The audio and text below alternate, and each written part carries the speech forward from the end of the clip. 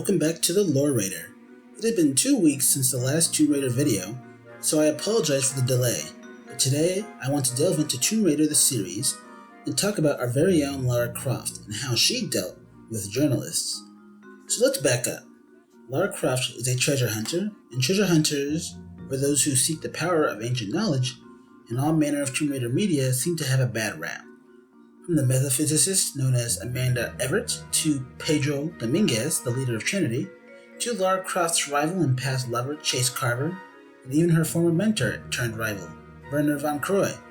All of them have been seen in a gray light at best and a black light at worst, known to exploit ancient treasures and artifacts to their own profit. But what did the common public think about treasure hunters? To quote Lara Croft herself on the matter, she says, quote, "I recognize numerous treasure hunters defile tombs and steal what they want for personal profit," end quote. Clearly showing that within the treasure hunter community, in their circles, it is common knowledge that it's a very every man for himself mentality, one based around personal profit and not the preservation of history.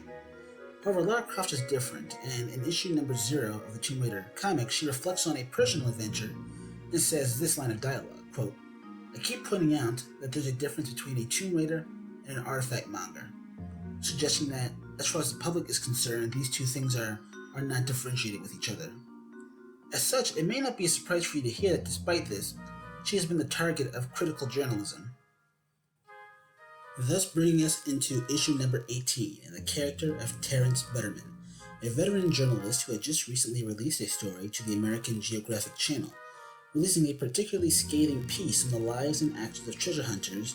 And our story begins with Lara inviting Butterman on an expedition through the South American jungle, searching for a mysterious artifact known as the Cat, an artifact to grant the user 9 lives. During the adventure, as they broke into the tomb and attempted to dodge numerous traps, the two would manage to have an extended dialogue on the morality of tomb raiding and what it meant to do true journalism, instead of being an armchair journalist. Butterman attempted to defend his work, saying that he was merely giving an unbiased view of treasure hunters, as Croft explained or tried to expose that Terrence was only doing armchair quarterbacking, with no risk to himself. Early on, Lara explains that she is not like the treasure hunters he depicts, that, quote, "I am already wealthy. I really keep what I take.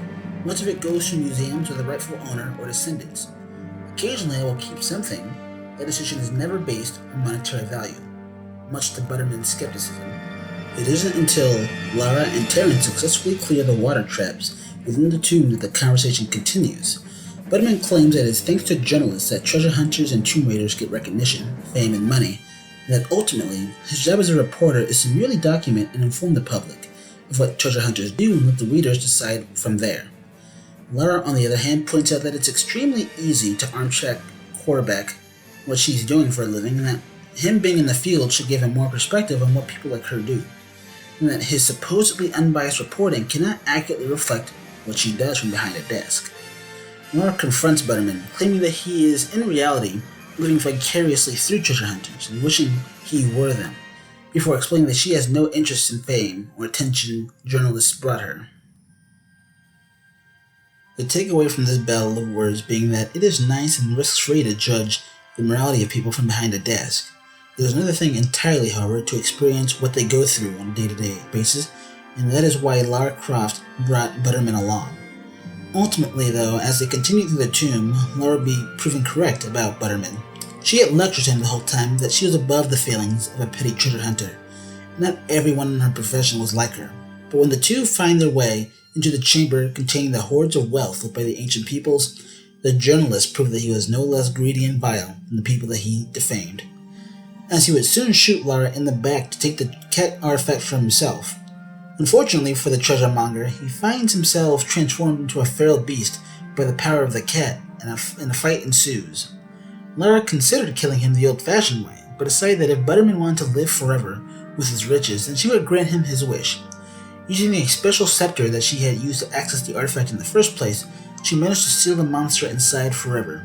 Her last words as she exited being, "Without this scepter, no one will ever be able to get in or out, and the world is a better place for it." And there we have it, how the world and journalists view treasure hunters and what happened when Lara Croft invited one along for an expedition. It's a very interesting topic posed by the Tomb Raider the series comic book line, and I wish other pieces of Tomb Raider material tried to ask that same question about how the world views Tomb Raiders and treasure hunters. I hope you enjoyed this video and will consider sharing this video and giving it a like and subscribe for more Tomb Raider content like this. I'm always happy to do Tomb Raider content and I find the series to be vastly interesting. Until next time though, I think I'll let Miss Croft herself finish this video off.